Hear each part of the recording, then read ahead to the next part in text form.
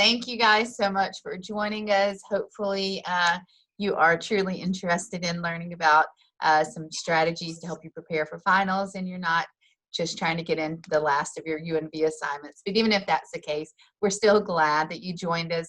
So I'm Stephanie Mooring. I'm the director of the Academic Resource Center, and my co-host is our assistant director, Tamar Cantwell. Do you want to say hi, Tamar? Hi. We know you're all here because you really want these tips. So we know why you're here. Okay. Good to see you all. I'm glad you're here. It is. Okay, so let's start with when are final exams. Exams begin in 13 days. Yes, this semester has flown by to me. I think a lot of you have that same sense. So 13 days left until final exams begin. Final exams are going to be on December 3rd and 4th, then December 5th and 6th, which are Saturday and Sunday. Those are reserved as reading days, so you won't have any exams on those days. Exams will resume on December 7th, and they will end on December 9th. So a schedule that details specific final exam dates and times for your courses can be found on the registrar's webpage, and there is the link to that page right at the bottom of this slide. So if you need to jot that down, jot it down, registrar.mercer.edu. So ideally, you will have already started preparing for finals. If any of you had an ARC ambassador present to your UNV class, you probably remember them recommending that you start about 4 weeks before exams begin. And that's a great strategy. You should definitely try to get an early start. If you haven't started yet, or even if you have, we're going to give you some strategies to try and help you succeed. These strategies include putting your academics first on your priority list, assessing your current knowledge in your classes and coursework, creating a detailed final exam study schedule, utilizing the resources that are available to you, and finally, using active study strategies to help stay motivated. Yes, so number one, our first strategy is to put academics first. So now is the time to be a serious scholar. Next slide, Stephanie, thanks. So in order to do that, you'll want to do 3 things. First of all, clear your plate. So we know Thanksgiving's coming up, but then finals will be right after that. So try to wrap up and finish any outstanding projects, papers, or assignments that you have. If you can finish these early, you're clearing your plate, you can enjoy Thanksgiving, and then you can get back to work, and you'll have time freed up to study for actual final exams. 2, finish strong. Like, write that on a card, stick it on your wall, front and center. Many students do start slacking off at this time of the semester. We get it. It's been a long 14 weeks. We've gone through COVID. It's been crazy. We haven't had breaks. Now we've got Thanksgiving. Coursework has been tough. All of those things are true. But this is definitely not the time to start slowing down. So you want to set your mind to finishing strong, attend all of your classes, even those Tuesday classes, complete your assignments early, decide to end the semester with a bang. And 3, tune in. So you've had time this semester to make friends, to join clubs or Greek organizations. Now more than ever, you need to tune into your academics. Review all of your course syllabi. See if your professors address the final exam in any of their syllabi. Listen in class for cues about what might be on the exam. Ask the teacher. Go to office hours still in these last few days, or contact the professor to meet with them in person to find out, is the exam going to be comprehensive? Is it only going to cover the most recent course material? Is it going to be a combination of both? Be as clear as you can about what the exam is going to look like. Tune into your academics. Leave your other items on the back burner until finals are over. All right, so our next strategy is to assess your knowledge. You want to identify your course strengths and weaknesses. So to assess your knowledge, you're going to want to find out what's going to be covered on the exam. As Tamar just said, you want to gather up all your old quizzes and old exams, or pull problems from the textbook and quiz yourself using those items. Get a good idea about which material you thoroughly understand and which material you still need to learn. Make a list for each class that details which areas you need to focus on when studying for your exam. You have a limited amount of time, right? You're at 13 days now. So by focusing mainly on the parts that you don't have a firm grasp of, you will make the most of the limited time that you do have available for studying. Absolutely, Stephanie. So one great thing you can do is to create a study schedule, and you're going to want to be as detailed as possible. And this might be something that's new to you, so we're going to show you what it looks like. Okay, so I'll explain what all of this is in just a moment. We do have these available for you, and we're happy to email them to you so that you can create your own study schedule, a final exam study schedule. Just email us at arc@mercer.edu and we'll send them to you. So take a look at the kind of the mock-up that we've got here. In the first column of the first table, you'll see a list of all of your courses that have final exams, or just list all of your courses just to be safe. In the second column of that same table, list the exam date and the time for that course. Okay, so you know exactly what's coming up when. If you don't have a final in one class, write that down. Maybe you have a paper due instead. Write that down and write the due date and time. Okay, then for each of the other tables on the handout, you'll want to create a study schedule for each of the courses that you listed that have final exams or final projects. So in our example, we use Spanish, okay? And we listed, we're showing you just the Spanish part, but we broke down our studying for our Spanish 111 class. And in the first column of that second table, we listed all the specific dates and times that we would dedicate to studying our Spanish material. In the second column, we listed very specific material that we're going to cover during each study time. So you might notice that I know the dates don't jive with the semester, but like right after Thanksgiving, I would start scheduling my days so that I'm doing a little bit of work every single day leading up to the final exam. And you might notice that I'm picking times that work for me, maybe in the evening, maybe during the day, and only about an hour or two at a time am I dedicating to a very specific amount of material. So on the right column of that second box, you'll see I'm looking at just very specific things. I'm going to go back to the earliest chapters maybe, or just depending on what's going to get covered in the exam. Maybe I want to look at the more recent ones if I know that's what's going to be covered. Maybe I want to go back to the older material I haven't looked at for a while. I want to look at my notes. If I have quizzes available, I want to photocopy them, white out the answers and retake them. Maybe I want to create a list of questions for one of my study sessions. So mix it up, do different things. One day I could create flashcards, the next day I could actually review the flashcards. But if you break up these goals into little chunks, only work for an hour or two at a time, and even break that into smaller pieces, and plan those times for specific days and specific hours, I'm going to be much more likely to cover that material. Please ask us for this. We'll send it to you. Use the handout because it's not only going to help you narrow your focus when studying, but it will ensure that you have ample time to cover all of the material that you need before the actual exam date. Okay, so what we showed you for Spanish, you want to do for each one of your courses that has a final exam. All right, so our next strategy is to make sure that you utilize the available resources. Help is available if you start early. So after you assess your knowledge and begin studying, write down any difficult concepts that you're having trouble understanding or problems that you're unable to sort out. Then use the resources that are available to you, which include your professor. So look at your course syllabi, note your professor's office hours, and make an appointment to discuss any questions that you have about the course material. You can also use this time to try and glean some information about what to expect on the final exam, or to ask what type of final exam you're going to have. You know, is this an essay question style exam, or is it multiple choice, short answer? Fill in the blank. You know, try and ascertain as much information from your professor as you can while you still have access to them. You also want to attend SI sessions. SI is wrapping up. You know, we conclude our support programs on the last day of class because our student employees have classes themselves and finals to prepare for. So you have a few more days left with your SI leader. Take any questions that you have about the course material to them. They are here to help you, so take advantage of them. Similarly, you should go to peer tutoring in the Academic Resource Center. Take any questions that you have to the tutor.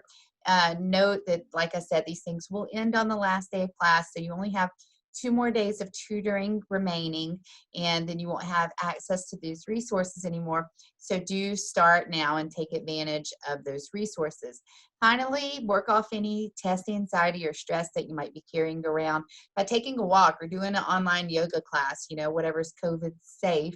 Exercise helps increase your focus and reduces stress and anxiety. And last but not least, talk to your peer advisor or your academic advisor regarding any questions that you have going into finals week. These folks won't necessarily be able to help you with the actual course material or your understanding of the course material, but they should be able to dispense advice that can prove helpful to you during finals week or as you approach finals week.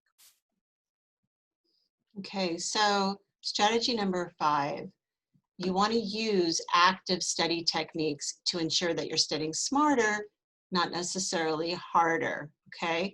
So let's talk about a few of those.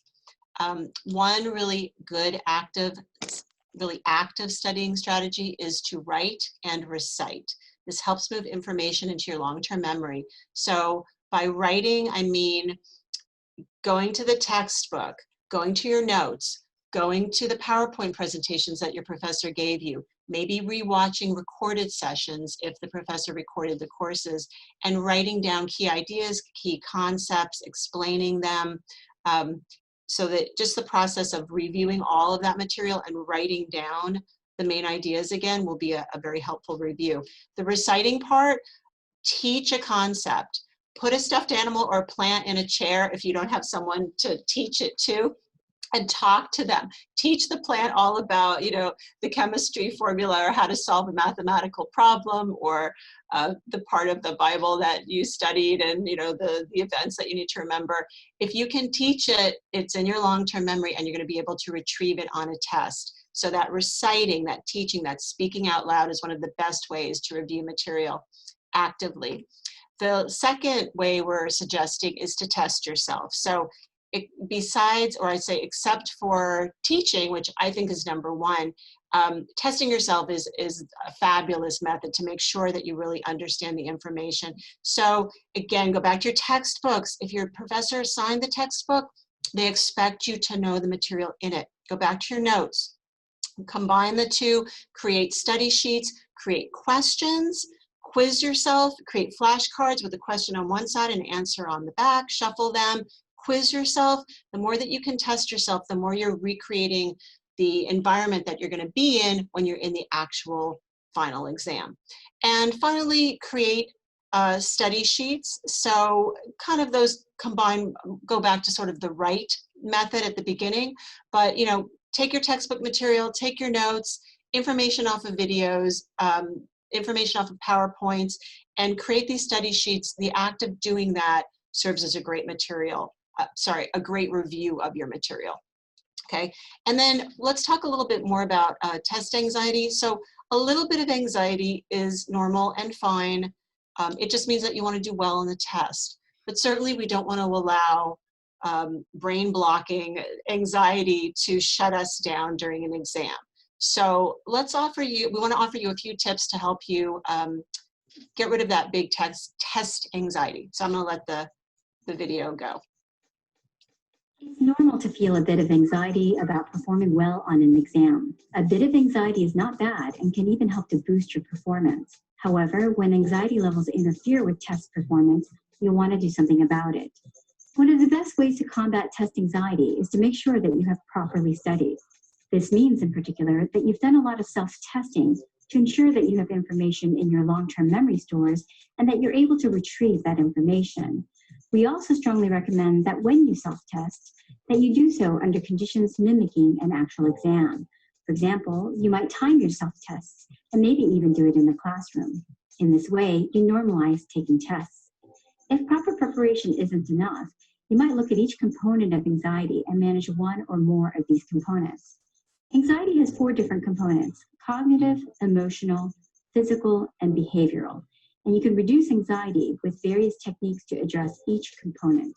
Here are a few tips from anxiety expert Ryan Jacoby. To manage the cognitive component of anxiety, Consider what you're thinking when you're feeling anxious. The goal here is to identify errors in thinking. For example, if you're having thoughts like, I better do well on this exam or else I'll never become a doctor, this is called catastrophizing, in that you're imagining an extreme and negative consequence to taking the exam. Use reason to fight against this. Remind yourself, for example, that one test will not make or break your career. To manage the emotional component of anxiety, you can use various distress tolerance techniques. An example is self-soothing. You can self-soothe by visualizing something that makes you feel good, listening to music or pleasurable sounds, smelling your favorite lotion or scented candle, tasting a delicious meal or beverage, or petting an animal or getting a hug. To manage the physical component of anxiety, you can use deep breathing exercises as well as progressive muscle relaxation, where you tense and then relax various muscles one at a time from head to toe. If you Google, you'll likely find many videos which can guide you through this procedure. The behavioral component of anxiety refers to coping behaviors. For example, you could use an active coping mechanism, such as spending more time studying, as well as making sure that you get enough sleep, exercise, food, and nutrition. You could also, in limited amounts, use passive coping mechanisms which focus on managing your emotions. We've already mentioned self-soothing, but there are many more techniques, such as learning how to do mindful meditation, a method which in part helps you to experience your emotions without being judgmental about them. A really great resource which can help guide you in managing the different components of anxiety is John Abramowitz's book, The Stress Less Workbook: Simple Strategies to Relieve Pressure, Manage Commitments, and Minimize Conflicts. On the other hand, if you'd like more than a self-help reference, consider seeking a therapist who practices cognitive behavioral therapy, in particular dialectical behavioral therapy. For more tips on managing anxiety, please see the relevant and recommended resources at the end of this video.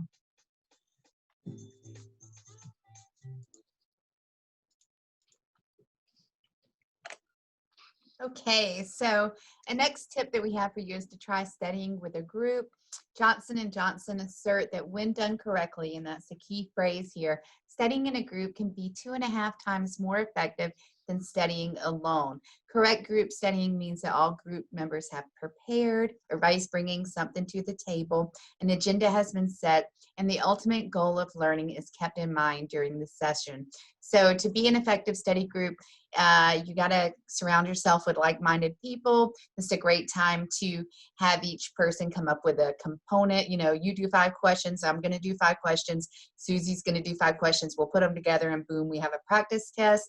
Or it could be a great opportunity to teach each other concepts, and not necessarily that the other person needs to learn it, but it gives someone, gives you an audience to teach. So when done correctly, it's absolutely advantageous. That's the whole reason why we have an SI program. So surround yourself with like-minded people and do give group studying a try, because you can see it's highly effective when done correctly. Finally, you should stay motivated by keeping your academic goals in mind. We are in the home stretch, so let's watch this quick video that will hopefully motivate you. Just a commercial.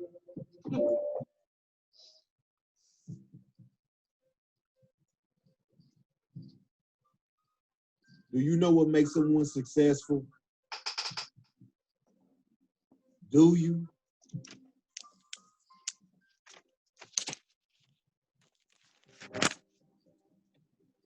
Three things. 3 things will make you successful. A continuous interest in improving yourself, being self-aware, and work. And I mean lots of it. Improve yourself. Improve yourself continuously. Never stop developing yourself. Develop a passion for improving yourself. Develop a passion for learning. Improving yourself begins right where you are. Yes, improving yourself starts with an education. Improving yourself starts with school. You did not come to school to slack off. You did not come to fail. Instead, you came to learn how to be great, to be the best leader, to be the best academic, to be the best at whatever you want to do. Don't let your friends deter you. Don't let friends distract you. Develop yourself. Show them that there is better. Show them that you're different. Improve yourself. Study hard. Study long. Give your all. Give it everything you got.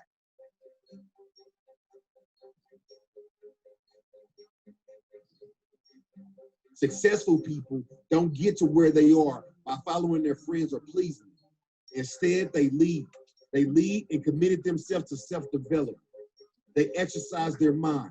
They learn. They study. They pass their exams.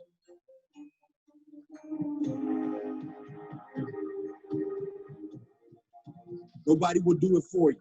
Only you can do it for yourself. Only you can put in the work. If you're not prepared, if you do not work, you will lose. You will never win. You will always be behind, and you will never be great. To be successful at anything, you have to get to know yourself. You have to know who you are. You have to know what your strengths are. You have to know what your weaknesses are. You have to get to know what you like, what you don't like, what you're good at, and what you're not good at, what your learning styles are, where you study best. Learning about yourself will build your confidence. It will change your behavior. Studying will become easier. Passing your exams will become easier. It will get you places where you've never gone before. Getting to those places and staying there will take determination. It will require that you never give up. Never give up on your dreams. Never give up on your goals. Life will throw things at you. Teachers will throw exams at you. No one promised that life will be easy. What is promised is that you can do it. You can do it. You can win. You can pass your exams. You can be the best. You can achieve your goals. You can become whatever you desire to become. But you have to be determined. You have to want it bad. You have to want it so bad that you will never give up. You have to want it so bad that you're willing to lose sleep for it. You have to want it so bad that you're willing to lose friends over it. You have to want it so bad that you're willing to work hard for it. And never, ever give up. Giving up is not an option. If you can dream it, you can do it. If you can think it, you can do it. Just believe in yourself. Believe in your dreams and fight for it. Tell yourself that you're in it to win it. Tell yourself that you will continue trying. You will continue trying even if you fail. And when you fail, you get up and brush yourself off and try again. You will continue even if you laughed at. You will continue even if you lose. Because guess what? Life is not always about where you end up. It's about the journey. It's about the attitude. It's about the determination. It's about never giving up. I'm very motivated now, I have to say. I love that. And you know, there are lots of little, if you look on YouTube, there are lots of great little self-motivating videos that are short. And if you need a break between studying, you just need a little boost, and you're home and maybe friends aren't there, look up a few things and play them to motivate yourself, because ultimately what he was saying in the video is that you are in control of your own fate, right? So stay motivated, want to do well, right? Self-awareness is important. Be honest with yourself. You need to study. Do it. Organize yourself. Finish the semester on a good note. So you have 13 days until exams begin, right? We want you to have Thanksgiving, really enjoy, but before Thanksgiving and then right after, that's the time you've got to dedicate to your exams. So after final exams, keep an eye on the prize, then you'll be free to relax and enjoy yourself. So stay focused. And like the man in the video was saying, avoid obstacles that might prevent you from doing your best. These obstacles could be end of the term parties that might be dissuading you from studying, on Sunday night, Monday night, going to classes on Tuesday. These could also be negative or unmotivated friends, and he mentioned that too. You've got to own this. Those friends are going to have to step aside right now so that you can finish strong. So just steer clear of anything that might take your focus away from your exam preparation. You've worked hard for the past 14 weeks, and here is your chance to have a positive impact on your final grade. So make it happen. Okay, so here's what we covered today to help you prepare for finals. You should put your academics first on your priority list. You should assess your knowledge and put the primary focus on what you still need to learn. Use our final exam study schedule handout to create a detailed final exam study schedule. If you want a copy of our handout, email us. We'll be happy to send it to you. Our email address is arc@mercer.edu. Take advantage of the resources that are still currently available to you. Use active study strategies to help temper any test anxiety that you might have. And finally, stay motivated. If you prepare properly, your final exams can be viewed as an opportunity to showcase what you've learned this semester. So take advantage of these strategies. If you have any questions or follow-up things that you think of afterwards, you can also use our email address to ask us questions then, but we're happy to answer any questions that you might have now. Just drop them into chat. I'm going to send the email address to everyone. Okay.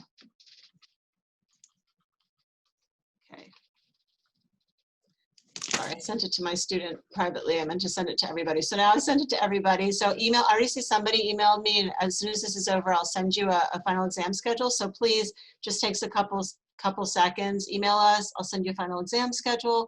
We will, Stephanie and I, and it's just a really, if you've never done it before, it's just a great way to lay out everything that you know that you need to cover. And even if you don't, after creating a really detailed list, even if you don't accomplish everything, you're still going to accomplish far more than if you didn't create the detailed list. So it's a fabulous tool, very simple, but really effective. Well, if no one has any questions, we want to thank you guys so much for coming today. Hope you have a wonderful weekend. Hope you do well in your last couple of days of classes. Take advantage of tutoring on Sunday and Monday night from 6 to 9 p.m. in the ARC. And yeah, good luck with finals and have a great COVID-safe break. We'll see you next semester. Yeah. Thank you guys. Good to see you Bye. all.